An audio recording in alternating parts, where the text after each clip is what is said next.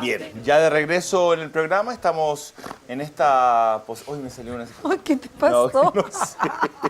Estamos en esta posición con Daniela porque... Todos se ríen ahí detrás de cámara. Es que no sé qué te Porque pasó. vamos... Ya. ¿Me atoré? Ya. Porque vamos ya a presentar a una persona que vamos a entrevistar entre los dos. Él es historiador y académico universitario de la Facultad de Ciencias Humanas. Estamos con don Patricio Rivera. ¿Cómo estás, Patricio? Muy bien, gracias. Bienvenido al programa. Casi nunca, Patricio, vienes tú, ¿ah? No. Y siento que viene un montón de gente. A Patricio, por ejemplo, tú no lo conocías acá en persona. Nunca, no lo había visto. Patricio también es súper popular, tiene harto que decir de un montón de temas y fíjate que poquísimas veces lo hemos traído. Es más, creo que es la segunda vez en 7 años que yo llevo en este programa que te entrevisto. Ha venido poco. Poquísimo. Porque hay otros que ya viven en el canal. No, claro, Cristian Yamé, ya viven acá. Oye, Patricio, estamos contigo porque queríamos de alguna forma analizar lo que está sucediendo en este momento entre nuestro país y Bolivia, esta situación que se está dando en la frontera y que de alguna manera por ahí que hay especulaciones o situaciones que tú podrías aclararnos que dice que se puede mezclar esto con lo que está pasando y está por pasar en La Haya. Bueno, a partir de ahí yo creo que hay solo supuestos de poder señalar una u otra cosa.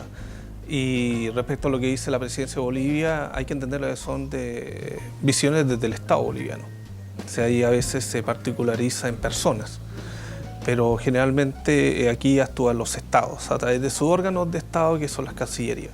O sea, es un primer punto. Un segundo punto tiene que ver netamente con la situación coyuntural que se ha dado, que es del tema La Haya, y que además viene ligado también con reciente con el tema de Perú, luego Bolivia, obviamente, y el tema de Silala. Entonces, ¿qué ocurre? De que eso es lo que vemos ahora, pero durante el siglo XX hubo también situaciones de tensión con Bolivia, y esto está dado, ¿por qué? Por un hecho traumático a nivel de Estado nacional, que es la guerra de 1879. O sea, debemos entender, y en eso hay que hacer también un esfuerzo cuando se enseña y se aprende la guerra de 1879 en Chile, Perú y Bolivia, respecto a cómo se enseña y cómo se dan los puntos de vista. Hay dos posturas. Absolutamente, o más. Claro. O más posturas. O sea, hay 3 posturas y las 3 son distintas. Chilena, peruana y boliviana son distintas a cómo se enseña. O sea, se cuentan, depende, claro, o a favor del mismo país. Y ahí está el problema. Ahí está el problema, claro. No es objetiva, en verdad. Y claro, porque la historia en sí cuesta mucho ser objetiva, dado que está en la subjetividad del que escribe la historia, muchas veces, a pesar de que intenta ser objetivo absolutamente, que es el historiador, y luego el que enseña la historia transmite también una dosis de subjetividad. No me refiero solamente a mis colegas profesores de historia, sino que también a todo aquel que es parte de la sociedad civil, que entrega mucha información mitológica o mito histórica. Claro, Exactamente. el boca a boca. Sí. Ahora, el hecho puntual que sucedió este domingo aquí en nuestra región, en donde aparece por ahí en las redes sociales que 9 bolivianos, parte del ejército boliviano, habían sido detenidos por carabineros chilenos porque supuestamente estaban robando unos camiones, que es la versión que lanza nuestro gobierno chileno, digamos, respecto al tema. Sin embargo, Evo Morales dice que no, que los policías chilenos se pasaron hacia el lado boliviano y secuestraron a estos 9 policías por buenos. ¿Cuál es la situación que se da en este caso? ¿Qué país dice la verdad? ¿Estamos enfrentando de alguna forma a Chile con Bolivia, a Bachelet con Morales? Y ellos finalmente están detenidos y en un proceso en este momento, en un proceso judicial aquí en Pozo Almonte. El problema, lo reitero, es de Estado y no es extraño. Si recordamos la muerte del teniente Merino en los años 60 con el caso argentino, es parecido. Las versiones fueron parecidas, territorio chileno y territorio argentino, quien traspasó la frontera. Han habido escaramuzas, no solamente con Argentina, sino que también chilena y peruana. Recordemos hace un par de años cuando un contingente peruano, una patrulla peruana se acerca al tema del triángulo terrestre. No sé si lo recuerdan, que generó también una versión de prensa. Entonces, ¿hasta dónde se pueden acercar los militares que están normados por tratado? No se pueden acercar directamente a la línea, está normado. Segundo, el tema del lugar. debido a que la versión, si leemos la prensa o leemos el tema judicial hasta ahora, tiene que ver con dónde fueron detenidos. Entonces, unos dicen territorio boliviano, otros dicen territorio chileno. Los chilenos, obviamente, territorio chileno, y la causa se está llevando a efecto aquí en Chile. Por otro lado, Bolivia señala que es territorio boliviano. El tema está en que aparece la figura no menor del Estado boliviano, representado en dos entes: aduana y funcionarios militares del ejército, un sargento y un capitán, creo, me parece. Por tanto, ahí ya toma otro ribete, no solamente un ciudadano civil, sino que son personas ligadas al Estado, son una representación del Estado boliviano. Entonces, en ese sentido cobra una escalada distinta, y obviamente en una coyuntura como el tema de La Haya y el tema más histórico de diferencias y tensiones que ha tenido Chile y Bolivia debido a la Guerra del Pacífico, y debido a la demanda que genera Bolivia, durante el siglo XX ha intentado varias veces negociar una salida al Pacífico con Chile a través de distintos entes, incluyendo la Liga de Naciones. Cuando recién aparece la Liga de Naciones, la antecesora de Naciones Unidas, Bolivia ya está enviando emisarios para lograr una salida al mar. Hablamos en 1920. Patricio, y haciendo un pequeño paréntesis, ¿eso tú piensas, tú crees que alguna vez lo va a lograr? ¿Alguna vez Bolivia crees que va a lograrlo? No lo sé. O sea, historia ficción no lo sé. Pero ¿te da la sensación que en algún momento vaya a existir un ponerle oído, un ponerle atención a la petición? Lo que sí me queda claro es que la historia nos demuestra que, por ejemplo, las fronteras pueden irse modificando con el tiempo, absolutamente. Ajá. O sea, si miramos la historia y nos damos cuenta de que ha cambiado completamente. Es decir, Chile hace 200 años, un poco más, no existía. No existía la idea de Chile. Antes de eso no existía la idea del Imperio Español. Antes de eso no estaban completamente los estados medievales completos. Es decir, va cambiando. Si no, todavía estaríamos en Roma, en el Sacro Imperio Romano Germánico, en el Reino Franco. O sea, va cambiando. Por ello, las fronteras van a cambiar en un determinado tiempo. Okay. Patricio, si tomamos la versión del gobierno chileno, ¿no?, que dice que estos militares, no hubo un robo ni intimidación, unos camioneros, si tomamos esa parte, ¿crees que de alguna manera Bolivia no quiere hacer las cosas de una forma pacífica, no quiere tener una relación normal con Chile, siempre por el medio del aleonamiento del pueblo boliviano? ¿Tienes esa sensación que no quiere algo por la vía de la paz?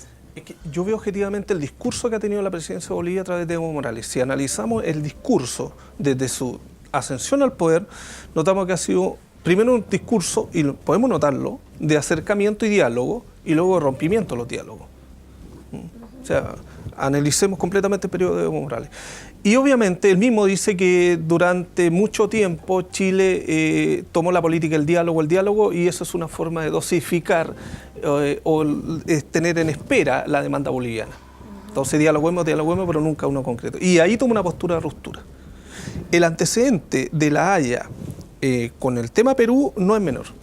Y además, de hecho, la contratación de especialistas peruanos para asesorar a Bolivia tampoco es menor.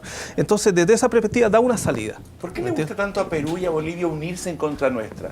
Esto es un tema, yo lo imagino así, lo veo así, un tema un poco histórico, que es si yo llego y les pego a ustedes dos y les gano algo, les quito algo, los dos se quedaron molestos conmigo para siempre, picados siempre. ¿Eso es simplemente la acción y reacción del tema? No es tan real. Lo que hace es que hay que entender de que Chile, Perú y Bolivia forman parte de una misma entidad colonial que duró unos siglos, que fue el virreinato del Perú. Claro. Por tanto, hay que tener eso. Ahora, si pensamos en términos país, Chile, Perú y Bolivia cambian por un hecho que es poco enseñado, lamentablemente, en la etapa escolar, que es la Guerra del Pacífico. La Guerra del Pacífico refunda a los tres países, los cambia totalmente. A entender, a saber, mira, claro. Perú pierde la región más rica de su yacimiento y de su economía, que es la región Tarapacá. Claro. La pierde. Con ello se atrasa, según las tesis de algunos historiadores económicos, ingleses como peruanos, se atrasa económicamente 50 años y genera una pérdida completa. O sea, hay que entendamos lo que significa para un país eso. Bolivia pierde su acceso a la litoralidad, con lo cual queda enclaustrado y altiplanizado, o sea, encerrado tras los Andes. Por lo cual, Chile, que no era un país que llegaba al norte, de hecho todavía la gente dice voy al norte, la zona centro, y van a La Serena, ¿o no? Todavía está la mentalidad chilena, La Serena, voy al norte, ¿no? Entonces, claro, porque Chile era un país que no llegaba hasta esta zona. Entonces, ¿qué ocurre? Que conquista en guerra Antofagasta, Tarapacá e incluso Arica y Tacna, recordemos que son entregadas hacia 1929, a Tacna y Arica recién definitivamente chilena a partir del Tratado de Lima de 1929. Entonces, es nuevo en términos de mentalidad el tema país. Por tanto, cuando tú me hablas de estos que históricamente ya han existido, otra entidad ante la Alianza Perú-Boliviana, la Confederación Perú-Boliviana con la guerra de 1836. ¿Qué ocurre? Y Bolivia nace más o menos en las primeras décadas, o sea, nacen en forma casi paralela. Chile 1818, Perú unos años después, Bolivia unos años después. Se está conformando en un mismo territorio y como no quedan claras las territorialidades, los grupos de poder político hacen estas diferenciaciones. Patricio, la última, yo quiero preguntar una cosita con respecto a este tema de Evo Morales, ¿no? ¿Qué piensas tú con respecto a que... ¿Cómo lo ve el pueblo boliviano actualmente a él? Recordando respecto del referéndum, que no lo permite la reelección. ¿Esto será una medida desesperada en el fondo como para obtener nuevamente el voto y la aprobación del pueblo boliviano? No lo sé en realidad, porque no soy especialista en ciencia política boliviana. Ahora, por ejemplo, podríamos ver en qué está la diferenciación política. Si vemos ahora los indicadores de apoyo de Evo Morales de su ascensión al poder hasta ahora, hemos visto que ha tenido una baja, o sea, en términos cuantitativos. Pero ahora, la interpretación que podamos hacer, yo creo que se legitima desde el poder tener una interpretación desde las ciencias políticas, desde la boliviana o también chilena respecto a análisis específicos de. Ahora, nuevamente planteo, son supuestos. Hasta el momento lo claro es que tenemos un problema judicial. Ahora, lo que sí existe es una diferenciación histórica que va a seguir existiendo en el tema, porque Bolivia va a seguir existiendo en la salida al mar. ¿Nos va a afectar esto de alguna forma la decisión de la Haya? No lo creo, porque el fallo va en torno a los expedientes, no a las situaciones coyunturales. Y la última pregunta, Álvaro, ya para que terminemos. Evo Morales, yo no le voy a decir ni le voy a faltar el respeto a nadie, pero me parece que Evo Morales, a través de la prensa Latinoamérica en general, hace un montón de payasadas. Estila ser un poco el payaso de los presidentes latinoamericanos. ¿Se vuelve esto a repetir? ¿Se vuelve a ver de esta manera de parte de Latinoamérica esto que está pasando en este momento? ¿O sientes que no es un problema más allá de Chile y Bolivia? Que todavía no se opina ni en Perú, ni en Venezuela, ni en Ecuador, ni en ninguna otra parte.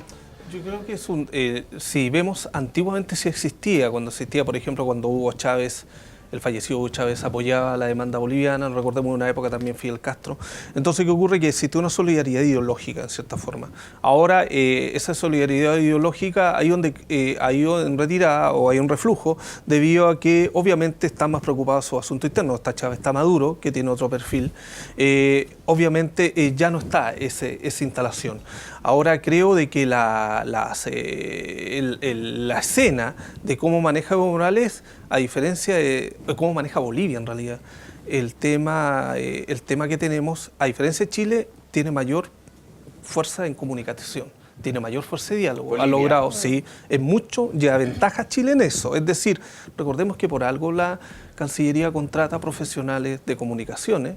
Recientemente uno renunció, que Carballo, ¿no? Creo. Sí.